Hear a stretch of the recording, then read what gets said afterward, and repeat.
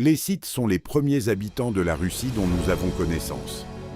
Ils peuplaient le nord de l'Asie et l'est de l'Europe, et depuis les temps les plus lointains, ils renversaient fréquemment les trônes de l'Asie du Sud, pénétrant à une occasion jusqu'en Égypte, où, avant les jours des pharaons, ils fondèrent une dynastie appelée les Hyksos, ou rois bergers. Dans le 5e livre des Chroniques de Bérose, le Chaldéen, cet écrivain ancien nous informe que Nimrod envoya à Cyrus, Médus, Moscus et Magog fonder des colonies dans diverses parties de l'Asie et de l'Europe,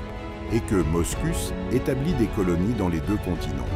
Ce récit a donné lieu à la supposition que Moscus est venu en Scythie européenne et que de lui le fleuve Moscova a reçu son nom, tandis qu'Assyrius était le père des Assyriens, Médus des Mèdes et Magog des Scythes orientaux ou Tartares.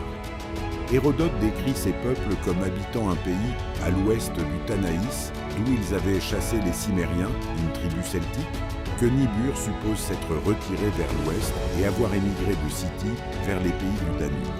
Et, selon Sir Isaac Newton, les deux nations doivent s'être répandues en Europe et en Asie mineure avant l'an 1220 du déluge, c'est-à-dire vers l'époque des juges israélites. Les hordes scythes qui sont venues en Europe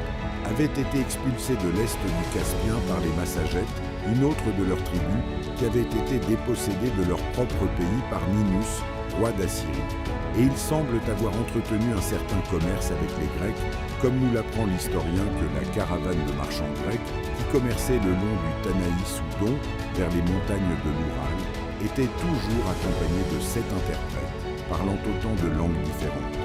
Dans les annales de la Perse, tout le pays au nord du Caucase et du fleuve Oxus est appelé Turan, ou terre des ténèbres, en contraste avec l'Iran, ou la terre du soleil.